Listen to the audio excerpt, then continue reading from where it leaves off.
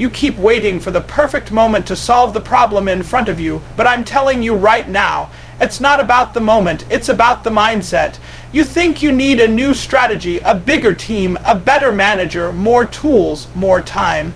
But that's not the root of the issue. The root is you keep bringing a small mindset to a big problem. You keep trying to patch a leak with tape when the foundation is cracked. You're playing defense when the moment is calling for offense. That big problem you're facing at work, it's not there to break you. It's there to reveal what's missing in you. The mindset you got, that's the blueprint. That determines whether you sink or soar. You've been trying to solve multi-million-dollar problems with a minimum wage mentality, and I'm here to tell you, it won't work like that. That mindset, it has to upgrade before the solutions show up.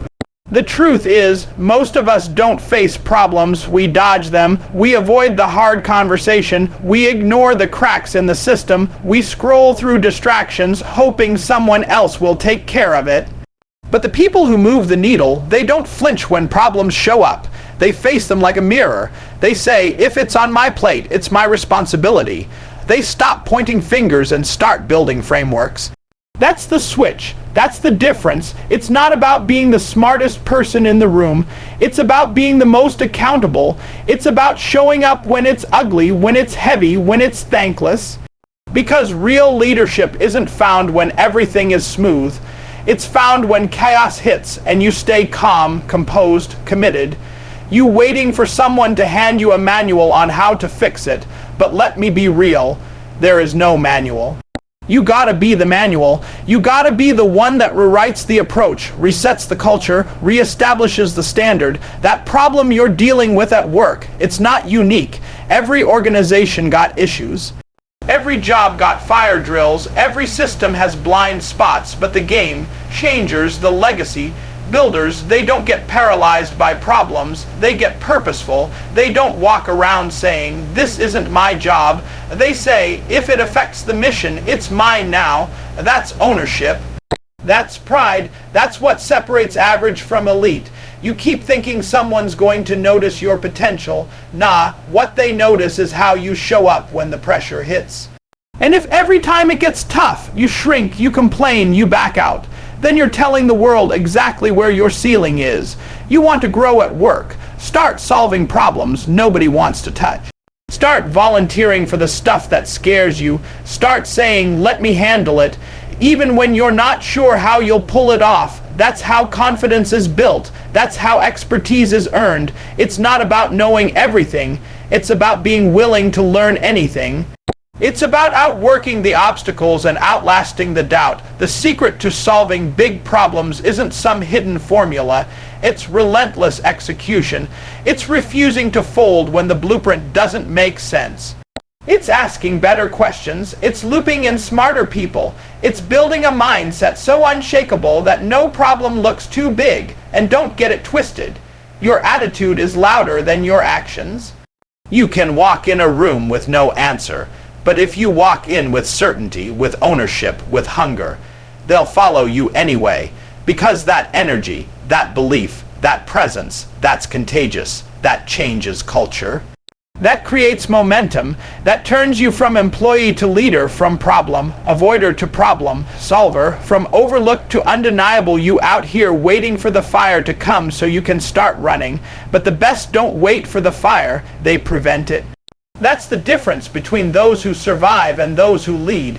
See, most people wait for chaos to arrive and then scramble. They react, they panic. But the ones who rise in the workplace, the ones who are respected, promoted, remembered, they prepare.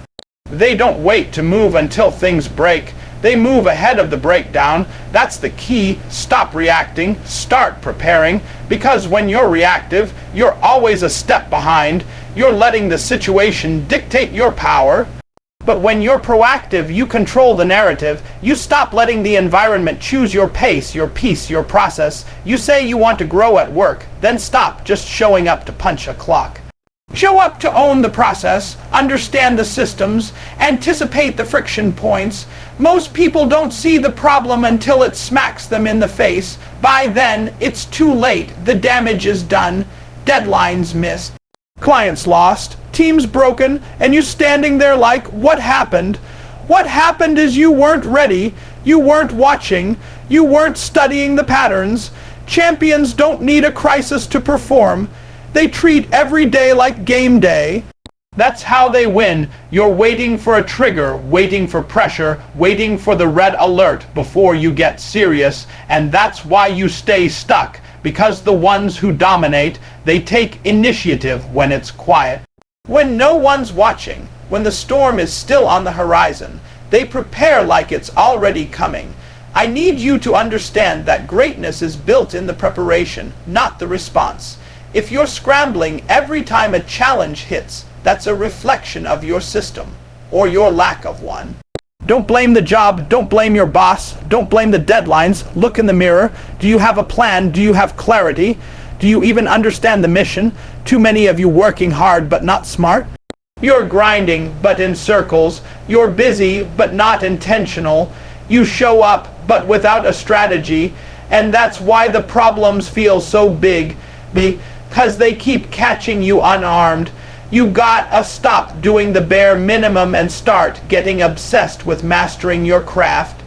Know your role so well that when a storm comes, you don't flinch. You execute. Preparation is power. When you've already walked through the fire mentally, it doesn't burn you physically. When you've trained for the pressure, it doesn't crush you. Most people avoid the uncomfortable parts of the job. They skip the extra reps. They ignore the systems that aren't working.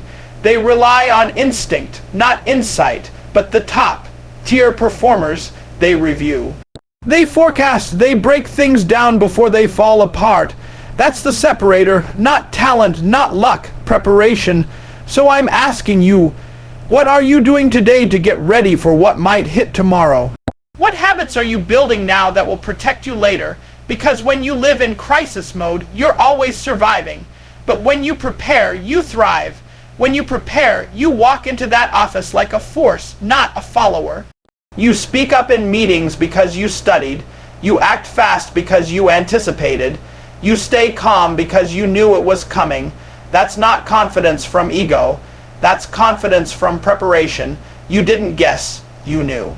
And when everybody else is reacting, you're leading, because while they were waiting on instructions, you were preparing for impact. You can't solve what you won't own. That's the truth nobody wants to hear. Everybody wants to point fingers. Everybody wants to say, it wasn't me. It's not my fault. That's their responsibility. But I'm here to tell you that real growth starts when you take full ownership, not just of your role, but of the problem itself. You sitting there waiting for somebody to step up, you the somebody, you waiting for leadership to fix it, be the leader. The moment you start owning the problem, the moment the solution becomes possible. Because as long as you keep saying, that's not my issue, you'll keep watching the issue grow, and the bigger it gets, the smaller you look. But the moment you say, I got this, even if you don't have the answer yet, that's the moment you start commanding respect, trust, and power. At work, people respect the ones who take responsibility, not the ones who play it safe. Playing safe don't get you promoted. Playing safe don't build legacy. Playing safe keeps you stuck at the level you're at. You want to rise, take more responsibility than you're paid for, own things that technically don't fall under your title, step into the chaos and bring clarity. That's what game changers do. That's what difference makers are built on. Not titles, not resumes, but responsibility. See, it's easy to blame, that's human nature, but blaming won't change anything. Blaming is the language of victims. Owning is the language of champions. You don't need to have caused the problem to own it. Read that again. Sometimes it's not your fault, but it's still your fight. You didn't break the system, but you're in it. So fix it. You didn't drop the ball, but it landed in your hands, so run with it. That's how real players think. That's how leaders are born. They don't need everything to be fair to take action. They don't need perfect circumstances to take charge. They own whatever is in front of them. That's how you shift from being part of the problem to becoming the solution. Stop walking around the workplace looking for who's to blame. Start looking for where you can lead. Stop saying, "That's above my pay grade," and start saying, "This affects the mission, so it matters to me." That's how you break through. That's how you build credibility. That's how you stop being seen as a cog in the machine and start being seen as the engine. When you take ownership, your energy changes. Your posture changes. You stop waiting for direction and you start creating momentum. And guess what? That gets noticed. That gets remembered. That gets rewarded. Not because you demanded it, but because you earned it. So the next time something breaks, don't run, don't hide, don't make excuses, take a breath, step up, say, "I'll figure it out." Even if it's messy, even if it's outside your comfort zone, because the more you own, the more you grow. That's the price of real impact. That's the difference between employees and leaders. Employees wait to be told. Leaders act without being asked. Employees dodge responsibility. Leaders embrace it. And once you start owning problems, you stop fearing them. You stop feeling overwhelmed by them. Because you understand that the only real power you have is the power to take responsibility and move forward. That's when you become unstoppable. That's when solutions start chasing you instead of the other way around. You don't rise to the level of the problem. You fall to the level of your training. That's what separates the elite from the average. Everybody thinks when the big problem shows up, they'll rise. They think they'll figure it out in the moment, but when that pressure hits, it doesn't create something new. It reveals what you've already built. It shows whether you've been preparing in the dark, whether you've been sharpening your skill set when no one was watching. It's easy to talk confidence, easy to post quotes, easy to look busy.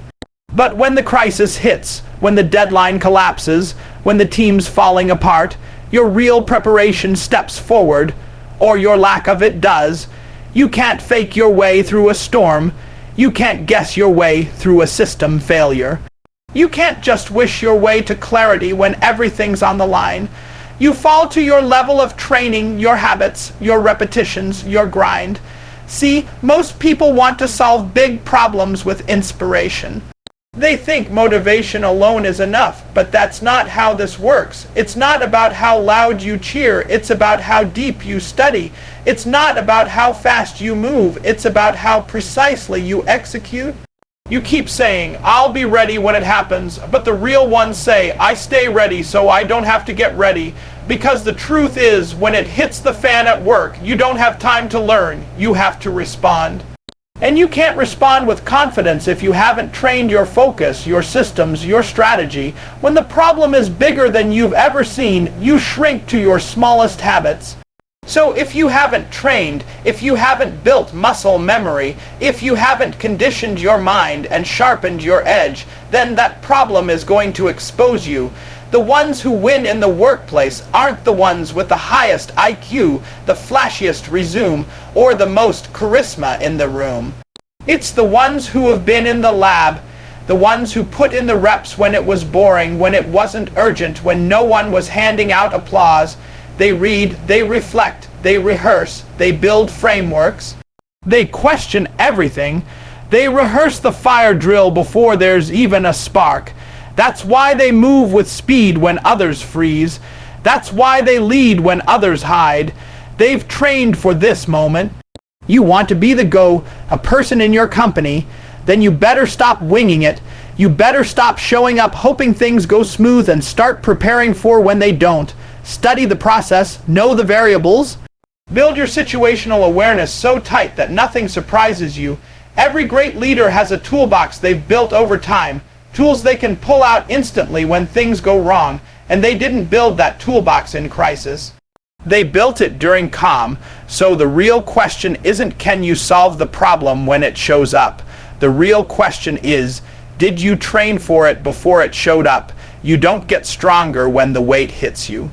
You get stronger from the reps you did last week, last month, last year. That's why champions don't panic. That's why professionals look composed when everything's crumbling, because they're not guessing. They're executing what they trained for.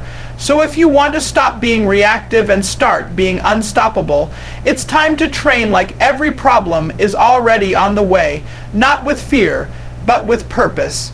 Because when you've prepared, when you've studied, when you've built the muscle, no problem feels too big. No challenge feels impossible. You don't have to rise to the occasion when you live at that level. Every single day solutions don't come from comfort zones. That's the line most people avoid because it demands something from them. You can't solve what you're too afraid to face. You can't fix what you're unwilling to stretch for. Everybody wants the easy way, the quick fix, the painless strategy. But I'm telling you right now, the breakthrough you're looking for is buried in discomfort. That challenge at work that's been eating away at your team, the issue that keeps getting swept under the rug, the system that's broken but no one wants to touch because it's messy, layered, and political, that's the thing you need to run straight toward. Not around, not away, toward, because real solutions don't live where it's cozy. They live in the places that make your palms sweat and your heart race. Most people want to solve big problems with minimum discomfort. They want to stay in their routine, do what they know, talk to who they like, stick to their department, and avoid the awkward conversations. But that's not where transformation happens. That's where stagnation lies. If you're serious about making real impact, you need to step outside the script. That means walking into rooms you've avoided. That means asking tough questions. That means admitting what you don't know and humbling yourself enough to learn it. It means getting uncomfortable with uncertainty, with complexity, with confrontation. And that right there is where most people tap out. They'd rather tolerate the problem than endure the pressure of solving it. But if you're going to be the one to change things at work, if you're going to be the one who moves the needle, you have to get used to being uncomfortable. That's the difference. That's the price. The people who rise, the people who shift cultures, who solve what others say can't be solved.